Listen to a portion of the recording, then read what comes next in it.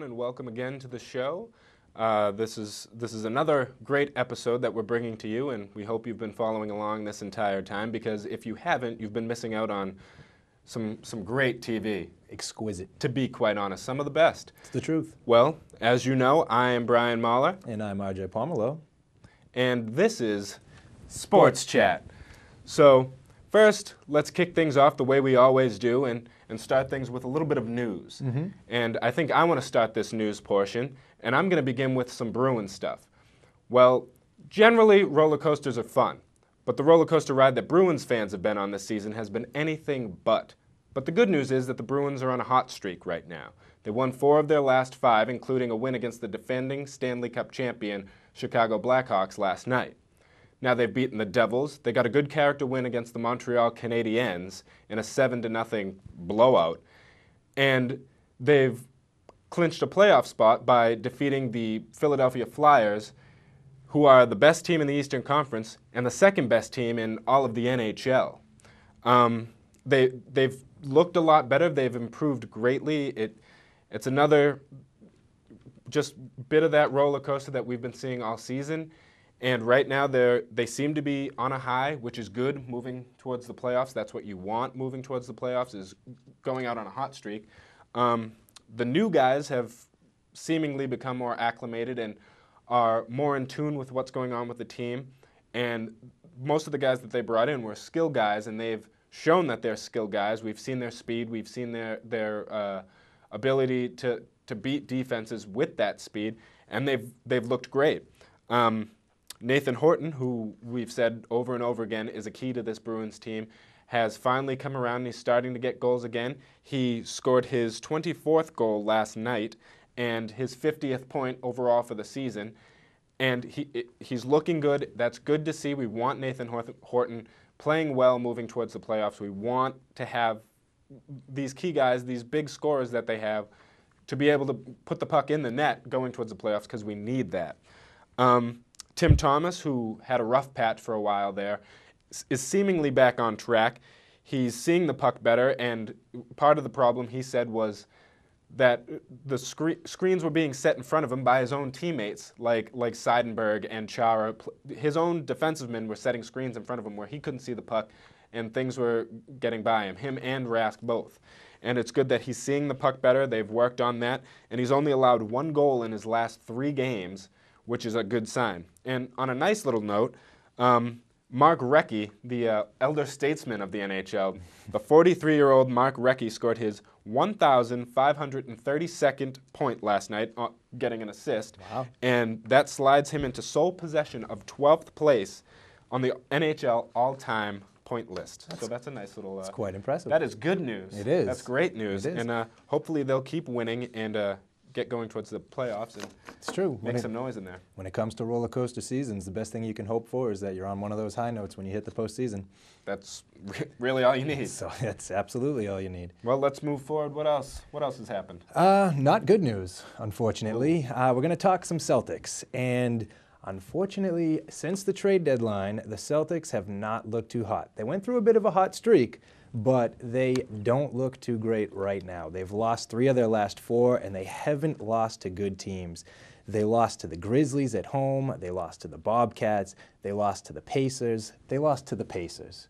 Yeah. I mean, really not a good sign. And the worst thing is that it just looks like it's the fourth quarter that's killing them. Even in the 1 win out of their last 3 games, they beat Minnesota, but they blew a 25-point lead in the fourth quarter. They won, but they won by, I believe it was 5. They were up by 25. That's just not okay. And not enough. And you hear different rumors going around about what it is. I know straight from Doc Rivers. Doc Rivers said in a press conference that he believes that the team is acting selfish. And I'm not going to argue with Doc Rivers, because you have to assume he's the closest to the team. He sees them in the locker room. He sees them during the games. He's talking to them. Definitely. So, I mean, I won't argue with that point. I'm sure that he's probably 100% correct. They're being selfish. But it also seems like they're getting tired. And it makes sense that they would be. The 3 veterans on the team, KG, Paul, and Ray Allen, they're old guys. They're in good shape, but they're old guys. And it's getting close to the end of the season, and they're having to play their hearts out. And the reason they're playing their hearts out is because of this trade that was made. And I really think that the trade has affected the team in a very negative way. It definitely has. And I know at first they went through that hot streak where people thought, oh, this was a great move. We have depth now. But I don't think this team is built for the playoffs anymore. I couldn't agree with you more. I think that this trade has definitely not only taken away from what they've put together for their bench, what they had skill-wise, talent-wise on the team. They lost some of their defense by losing Kendrick Perkins, and I've said that from the beginning. I didn't like losing Kendrick Perkins because they're a team that won on defense, and you want to have that good defensive anchor in the middle of the paint. And they lost that. Kristich has played well in spurts. He's been more than what anyone has expected. Jeff Green has played well. They've played well individually, but you can see that the unit itself is not as good. And those veteran guys who have been there look like that they're emotionally they're tired of picking up the slack is probably what it is. Not that the people that we've picked up are bad, not that Paul, Ray, and KG really need to pick up the slack, not that they're playing bad, but just that it takes a lot at that point in the season to completely redo the team. Because honestly, other than the main parts of the team, everything else has been rebuilt at this point. And, I mean, it's not something that you want to do this late in the season with old veteran players who can get tired. It's very tough. Yeah. And they've dropped. They were the 1 seed. Now they're teetering on the edge of dropping to potentially the 3rd seed. Yeah, I won't be Hopefully surprised not at all lower. if I don't they think end up they'll there. drop lower than that, but that's going to be tough, and it's not going to bode well for them moving forward. It's true. And if you take a look at the numbers since the trade deadline, you look, and before the trades, the Celtics had lost a total of 14 games in the entire first part of the season leading up to the trade deadline. Right. That's half the season. Since the trade deadline, it's been about 1 month, the Celtics have lost 8 games. That's more than half of the amount of games that they lost in the beginning of the season. That's not good, no matter what way you cut it. And I mean, believe me, the first few losses after the trade, you have to cut them some slack. Nobody knew each other. They were just getting used to playing with each other. But it has been over a month now. So these people should be getting used to playing with each other. You should see them closing out games, and you should see some real chemistry. Definitely. And it's just not something that you see a lot watching them anymore. And it makes me real nervous going into the playoffs. I agree. Yeah. Makes me very nervous, and it's not what I want to see. But let's try to jump ahead to maybe some good news, because the Celtics look like they're going to struggle in the playoffs and possibly not get to a championship. Unfortunately. But Sports Illustrated came out, and they made their pick for who's going to win the World Series this year. And their pick is our boys from Boston, the Boston Red Sox. They think that the Red Sox are the best team in the league and that they're going to win the World Series. I'm sure the guys in Philadelphia will have something to say about that in the end. But it's definitely something that you want to hear moving into the season. You definitely want to know that they're a favorite. Last year, there were so many questions about the team. I mean, I know the philosophy last year was pitching and defense, and no one bought it. No one bought it at all. No, that's true. And we all questioned it, and we were all worried moving forward, to be quite honest. But it's good to know that, this year they've made the moves. We all know the moves. We're not going to bother going through them again. But it's good to see that people are jumping on the bandwagon and believe in this team and think that they'll do well. Looking at the roster, looking at what they've put together, it's really hard to say that they're not in a good place to make a run. Right. And, I mean, they just have some great players on the team, and it's going to go fairly well for them. I definitely agree. The season opener is this Friday. Yes, it is. Which I am looking forward to. They're going to play in Texas. Thank God, because if they were playing here, they'd be playing in the snow. Oh, absolutely. But which would be interesting, to say the least. It certainly would. But they're opening the season against the Texas Rangers, who went to the World Series last year. So they'll be a tough team. They've lost a couple pieces, but tested right off the bat. They're still a tough team, and they're going to be thrown right into the mix right off the bat. Yep. No pun intended. But it's going to be tough.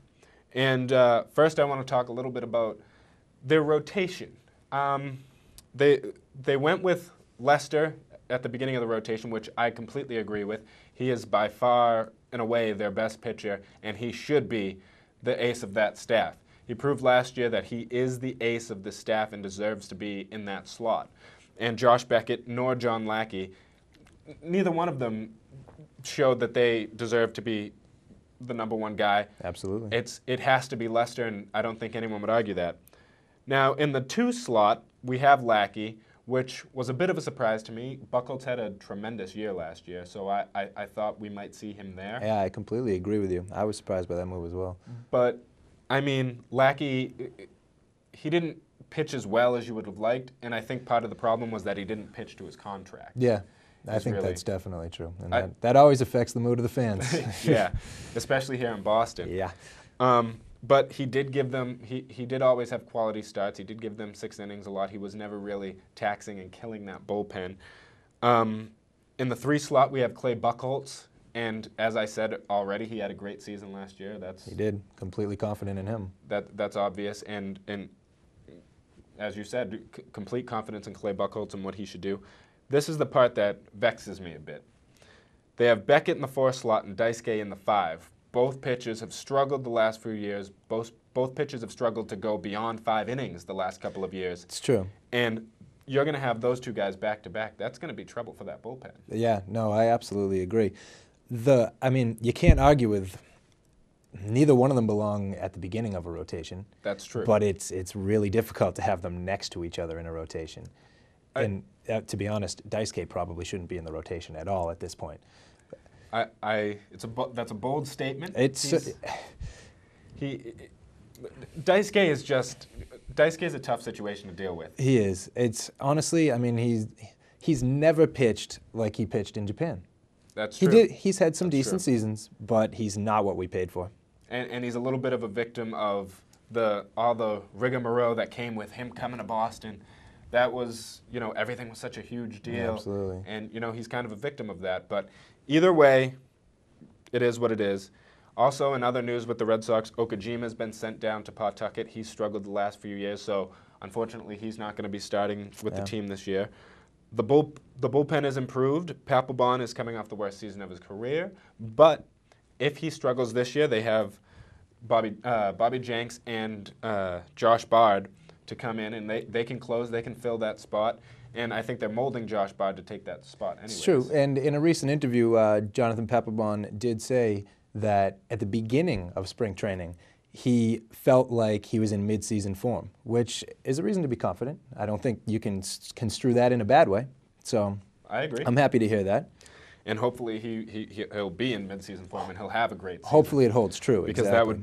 It's just going to make this Red Sox team even tougher. Yep. They're going to have a very versatile lineup thanks to the additions of Carl Crawford and Adrian Gonzalez, as we all know.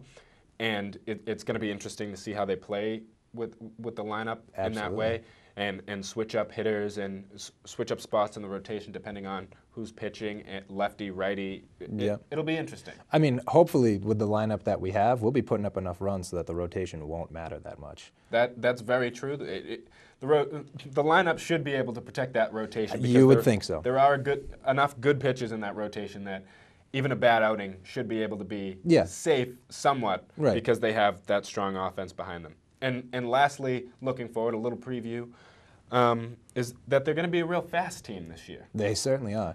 They've added a lot of speed. Yeah.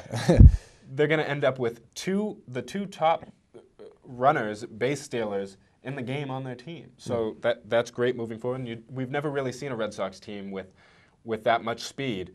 And it's going to be interesting to see how Terry Francona uses it. And I personally am very excited to see this season start, and I'm looking forward to what they're going to bring to us. I absolutely am too. I can't wait to see how it goes. I'm going to say my prediction right here and now. I'm giving it. I'm ready. I'm going to say 97 wins, and they're going to win the American League East, and then go to the playoffs and end up in the World Series. But lose to the Phillies.